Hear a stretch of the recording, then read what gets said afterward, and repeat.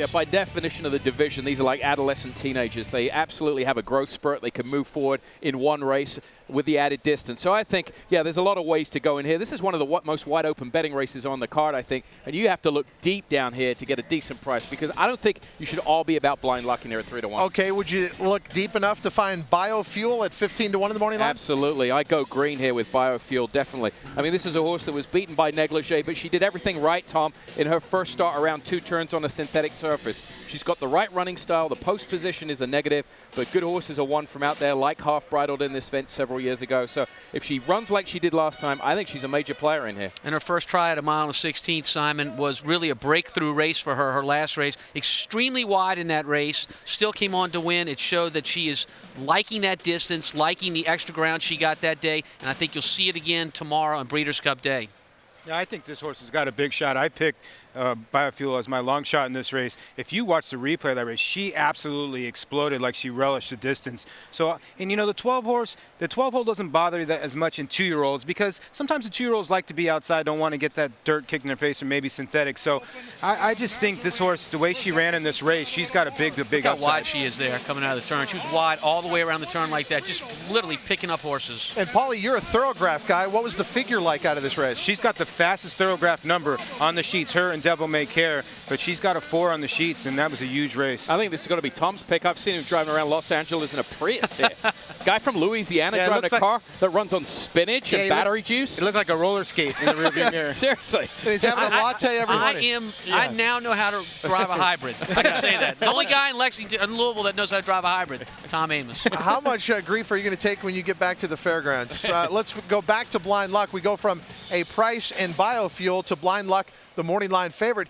And really, she hasn't done much wrong in her career, going from maiden 40 at Calder all the way out here to California and becoming a Grade 1 winner. I'm going to take a stand on this horse, Blind Luck, that the horses in California, the fillies, the 2-year-old fillies, are not as good as the ones coming from the Midwest. So that is one reason why Blind Luck is not going to be in my business for this particular race. But you're watching her right there, Simon. This is a work that we talked about quite a bit on that particular day. And, you know, we thought she got around there well, and certainly she was comfortable with her ears. But, you know, she didn't look that comfortable underneath her. No, she didn't. She's always got a funny tail carriage. If you watch her races, and you'll see that her tail goes out. It does the same here, and she's hasn't got the constitution of a filly physically like the 12 Biofuel on the outside. But you can't knock a filly that all she does is win. I mean, I'd love to be sitting in this position where she's 3 for 4 lifetime with 1 second-place finish. She deserves respect, but I think she's a vulnerable favorite at 3-1. We were talking about Linez in the previous race, who finished behind her. She's 20-1 in the juvenile fillies turf, and here's a filly that finished just a length in front of her, is 3-1 in the juvenile fillies. Paulie, you mentioned a horse that had a very good figure aside from Biofuel was Devil May Care out of that last race. Yeah, this is my selection in this race. I love Devil May Care. She ran the fastest for Zet in 40 years since it's been a mile, and she stumbled at the break. Being out of Malibu Moon, a filly, out of a Red Ransom mare, that screams turf to me. I think she'll be handled synthetic, and also she's going to get a stalking trip. She stalked at 6 furlongs. She stalked at the 1-turn mile. The only thing with her is she's going around 2 turns, and first-time synthetic. She's trying to buck a trend last year where every horse that had a conventional dirt start did not win over the pro rider of the turf here in the Breeders' Cup. I think Devil May Care gets it done. I know Todd Pletcher is really, really high on this filly, and she just went about her business after she had a tough break. Now she's kicking in, and she's got Nona Mia to catch, and Devil May Care too. Off the turn into the stretch, and it's Nona Mia at the top of the stretch, the leader. Devil May Care in her throat latch now. Awesome Maria's third. The others are well behind. 1 furlong to go, and Devil May Care has come away with the lead. It's Devil May Care in front. Awesome Maria with 100 yards to catch her, and she's bearing down. They're coming down to the finish. Can Awesome Maria get Devil May Care? No, it looked like Devil May Care by a nostril. And now the question is, can this one be as effective around 2 turns? What do you think, Tom?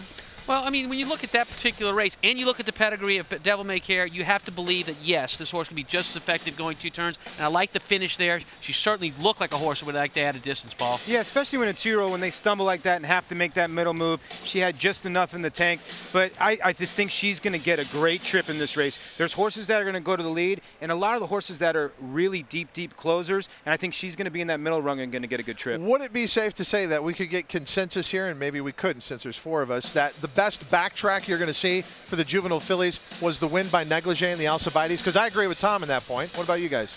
I agree with you. I think that was, and that goes back to the point that Tom was talking about, saying the East Coast fillies are a little better than the West. And I think this backtrack underscores that. Negligee winning here. She Be Wild was second. And Zilva, the fourth-place finisher, had a rough trip coming from far back as well. What you can't appreciate in that backtrack of the Alcibiades, and that's Negligee's last start, that's her in the yellow blinkers finishing and is going to win this race, is how long she waited around the turn before she was allowed to make that move. If she had been able to make that move sooner, she would have won by a lot more. Her race would have been a lot more impressive. And I think, well, I'm going to finally say it, the West Coast bias on these odds that we see both tomorrow and Saturday would have been thrown out the window, and she'd be the favorite in this race. We have had with us on the works all week long Graham Cunningham from Betfair, and a man I got to meet. We went over to visit the home offices in Hammersmith, England. Tony Calvin is here from Betfair as well. Good evening to you, lads. Hi, guys. Hey, so first of all, how you enjoying the atmosphere here of LA Live in downtown? Yeah, fantastic. Second time here. Came to see the Clippers play the Suns about 10 days ago. The Michael Jackson premiere was on. It was all happening, but tonight it's going to be even wilder. And tonight we're also trying to determine who's going to win on this Friday card. The next race that we have coming up is the Emirates Airline Breeders' Cup Filly and Mare Turf, and a lot of discussion about Forever Together and whether or not she is the same filly last year as far as ability when she was able to win. And so we're going to talk about her after we get our picks for the juvenile fillies from this race. Go ahead, guys. Well, I guess you start with me. I'm going to go with Negligee. Look, you know why I like her. You saw her race in the Alcibiades, a very, very good race. I like her to win this race and to win it clear. I'm going to go with a crazy long shot in here because I think this race is wide open. I'm in agreement with Tom. The Alcibiades is the race to focus in on. I'm going to go with Zilva just because you're getting 30-1 on the morning line, and she finished fourth, only 2 lengths behind Negligee. There are others in here that can win, like Biofuels, a must-use, and Negligee. But I want value in a wide open race. I'm going to get it with 30-1 on the morning line and try and go for the jackpot here with Zilva.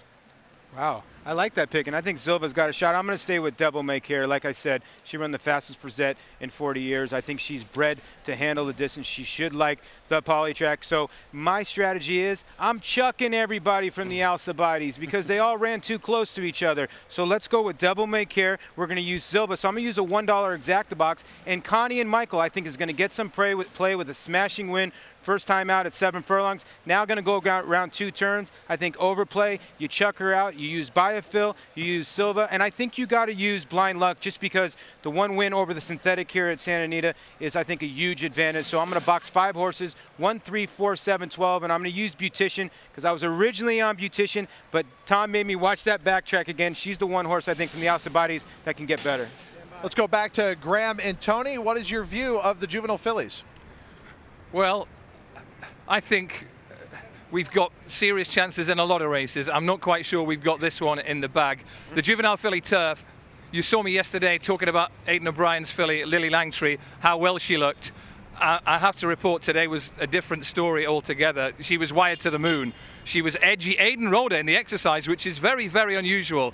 And she gave him a pretty hard time, and she gave the stable lass a really hard time afterwards. And it didn't look good, and Aidan said he wasn't too worried. He said she was spooked by another horse, but if you walked along and saw the way that filly conducted herself today, you would be slightly put off. Aidan's not concerned. Having seen her yesterday and seen her today, I am concerned. All right, we'll come back and get more thoughts from Graham and Tony on the European contenders because we have the Breeders' Cup Filly and Mare Turf when we return. As we head out to break, you may notice during the works that we had those beautiful Breeders' Cup jackets. They're available for sale. And right now is a great time to become a TVG account holder as well. Bet 50, get 50. Become a TVG account holder at tvg.com or call 1-888-PLAY-TVG. And here's the jacket for you. We'll be back with more. It's the Ladies' Day preview right here on TVG.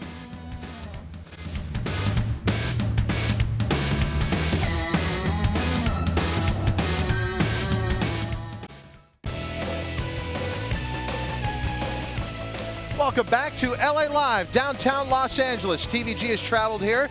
The Breeders' Cup Media Party is tonight. It is Breeders' Cup World Championship Eve, and this is our preview show for Ladies' Day. We're up to the Emirates Airline Breeders' Cup Filly and Mare Turf. I'm Todd Schrupp, very pleased to be with Simon Bray, Tom Amos, and Paul LaDuca. It's special Betfair correspondents with us, Graham Cunningham and Tony Calvin. We'll be able to get some great insight from them about one horse in particular here with Midday, and we are going to take a look at the time form ratings right now. And Graham,